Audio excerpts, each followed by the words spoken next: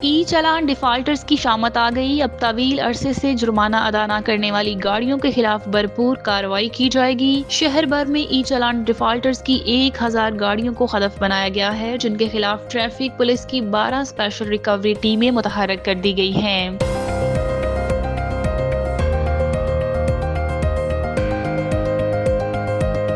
پاکستان اور افریقی ممالک کے درمیان دوستی اور تعاون کو اجاگر کرنے کے لیے سینٹ آف پاکستان نے 25 مئی کو ہر سال یوم دوستی پاکستان افریقہ کے طور پر منانے کی قرارداد متفقہ طور پر منظور کی ہے۔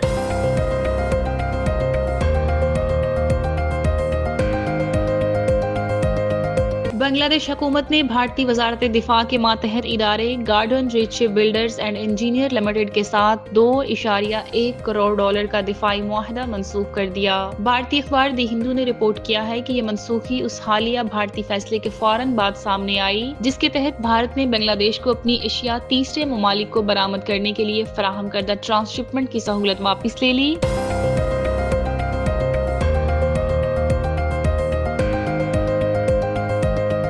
غزہ میں اسرائیل کی وحشیانہ کارروائیاں جاری ہیں۔ تازہ حملوں میں خاتون ماہر اطفال کے 9 بچے شہید ہو گئے۔ اسرائیلی فوج نے غزہ کے شہر خان یونس کی رہائشی خاتون ڈاکٹر آلا انجار کے گھر پر بمباری کی، جسے خاتون ڈاکٹر کے 10 میں سے 9 بچے شہید ہو گئے۔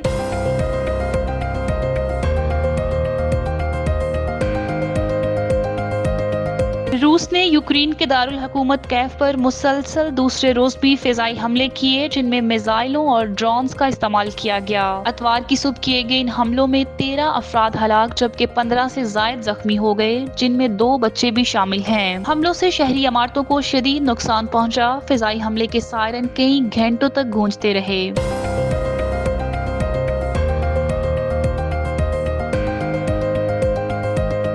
ای چالان ڈیفالٹرز کی شامت آ گئی۔ اب طویل عرصے سے جرمانہ ادا نہ کرنے والی گاڑیوں کے خلاف بھرپور کارروائی کی جائے گی۔ شہر بھر میں ای چالان ڈیفالٹرز کی 1000 گاڑیوں کو ہدف بنایا گیا ہے، جن کے خلاف ٹریفک پولیس کی 12 اسپیشل ریکوری ٹیمیں متحرک کر دی گئی ہیں۔ C T O Lahore doctor Athar Waheed کے مطابق ان ٹیموں نے اب تک ٹاپ 300 ڈیفالٹر گاڑیوں کو تحویل میں لے لیا ہے اور ان کے مالکان سے جرمانوں کی وصولی کی جا رہی ہے۔ ان کا کہنا تھا کہ یہ ٹیمیں مخصوص ڈیفالٹرز کی شناخت کر کے ان کے گھروں اور دفاتر تک جا رہی ہیں تاکہ حکومتی ریونیو کی وصولی یقینی بنائی جا سکے۔ ڈاکٹر اطہر وحید نے انکشاف کیا ہے کہ سب سے زیادہ چلان والی ایک موٹر سائیکل کو بھی پکڑ لیا گیا ہے، جن پر حیران کن طور پر 313 ای چالانز اور مجموعی طور پر 3,35,300 روپے جرمانہ واجب الادا تھا۔ انہوں نے مزید بتایا کہ ڈیفالٹرز میں سرکاری گاڑیاں بھی شامل ہیں، جن کی الگ فہرست تیار کر لی گئی ہے اور متعلقہ سرکاری محکموں کو تحریری طور پر آگاہ کیا جا چکا ہے۔ سی ٹی او لاہور نے کہا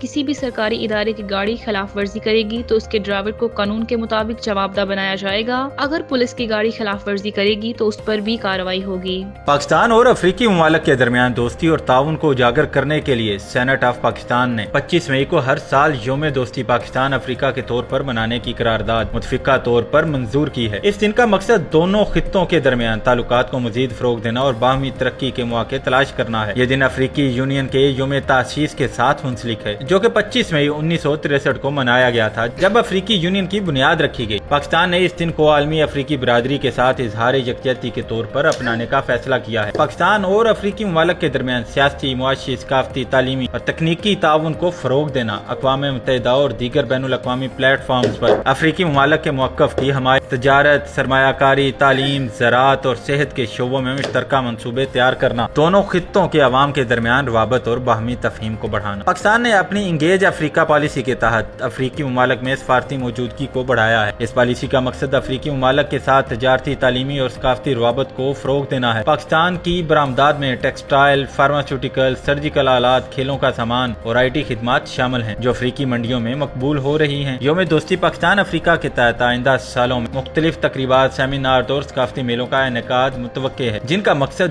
دونوں خطوں کے عوام کے درمیان روابط کو مضبوط بنانا اور باہمی تعاون کو فروغ دینا ہے۔ بنگلہ دیش حکومت نے بھارتی وزارت دفاع کے ماتحت ادارے garden reach ship builders and engineer limited کے ساتھ $2.1 کروڑ کا دفاعی معاہدہ منسوخ کر دیا۔ بھارتی اخبار دی ہندو نے رپورٹ کیا ہے کہ یہ منسوخی اس حالیہ بھارتی فیصلے کے فوراً بعد سامنے آئی جس کے تحت بھارت نے بنگلہ دیش کو اپنی اشیاء تیسرے ممالک کو برآمد کرنے کے لیے فراہم کردہ ٹرانس شپمنٹ کی سہولت واپس لے لی۔ یہ ایک ایسا اقدام ہے جسے ماہرین دونوں ممالک کے درمیان تعلقات میں تناؤ کی علامت قرار دے رہے ہیں۔ National stock exchange of India limited اور BSE لمیٹڈ کو securities and exchange board of India کے ضوابط 2015 کے تحت جمع کردہ ایک ریگولیٹری انکشاف میں GRSE نے تصدیق کیا ہے کہ حکومت بنگلہ دیش نے وہ آرڈر منسوخ کر دیا ہے جو اصل میں جولائی 2024 میں دیا گیا تھا۔ یہ منسوخی ان کئی جغرافیائی سیاسی پیش رفتوں میں سے ایک اور اضافہ ہے جو اگست 2024 میں وزیر اعظم شیخ حسینہ واجد کی حکومت کے خاتمے کے بعد بنگلہ دیش میں سیاسی قیادت کی تبدیلی کے بعد سامنے آ رہی ہے۔ مبصرین کا کہنا ہے کہ حالیہ مہینوں میں دونوں ہمسایہ ممالک کے درمیان تعلقات میں خاصا تناؤ پیدا ہو چکا ہے۔ غزہ میں اسرائیل کی وحشیانہ کارروائیاں جاری ہیں۔ تازہ حملوں میں خاتون ماہر اطفال کے 9 بچے شہید ہو گئے۔ اسرائیلی فوج نے غزہ کے شہر خان یونس کی رہائشی خاتون ڈاکٹر آلا انجار کے گھر پر بمباری کی جسے خاتون ڈاکٹر کے 10 میں سے 9 بچے شہید ہو گئے اور صرف ایک زندہ بچ سکا۔ 7 ماہ سے 12 سال کے درمیان تھی۔ عرب میڈیا کے مطابق حملے میں ڈاکٹر آلا انجار کے شوہر بھی زخمی ہوئے۔ بچ جانے والا بچہ بھی زخمی حالت میں ہے۔ قطر ٹی وی کے مطابق گزشتہ 24 گھنٹوں میں اسرائیلی حملوں کے دوران درجنوں فلسطینی شہید ہوئے ہیں۔ 7 اکتوبر 2023 سے اب تک اسرائیلی حملوں میں شہید ہونے والے فلسطینیوں کی تعداد 54,000 سے بڑھ گئی ہے۔ حملوں میں 1,22,000 سے زائد فلسطینی زخمی ہوئے۔ روس نے یوکرین کے دارالحکومت کیف پر مسلسل دوسرے روز بھی فضائی حملے کیے جن میں میزائلوں اور ڈرونز کا استعمال کیا گیا۔ اتوار کی صبح کیے گئے ان حملوں میں 13 افراد ہلاک جبکہ 15 سے زائد زخمی ہو گئے جن میں 2 بچے بھی شامل ہیں۔ حملوں سے شہری عمارتوں کو شدید نقصان پہنچا۔ فضائی حملے کے سائرن کئی گھنٹوں تک گونجتے رہے۔ شہریوں کو رات بھر پناہ گاہوں میں رہنے کی ہدایات کی گئی۔ یوکرین کی فضائیہ نے بتایا کہ ڈرونز، بیلسٹک اور کروز میزائل پر مشتمل یہ حملے کئی شہروں کو نشانہ بنانے کے لیے کیے گئے جن میں بنیادی توجہ دارالحکومت کیف پر مرکوز تھی۔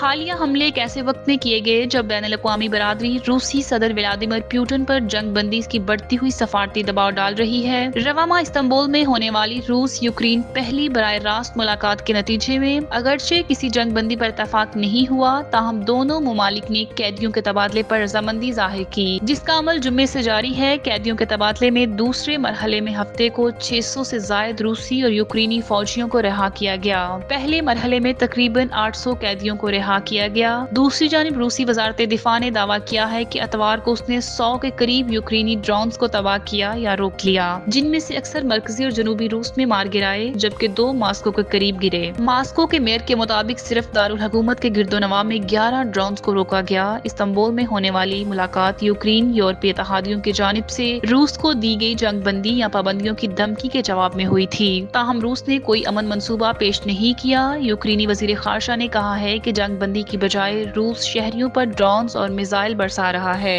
یوکرینی صدر ولادیمیر زیلنسکی نے ہفتے کو ایک بیان میں کہا کہ یہ تمام یوکرین کے لیے ایک مشکل رات تھی۔ انہوں نے زخمیوں کے اہل خانہ سے اظہار تعزیت بھی کیا۔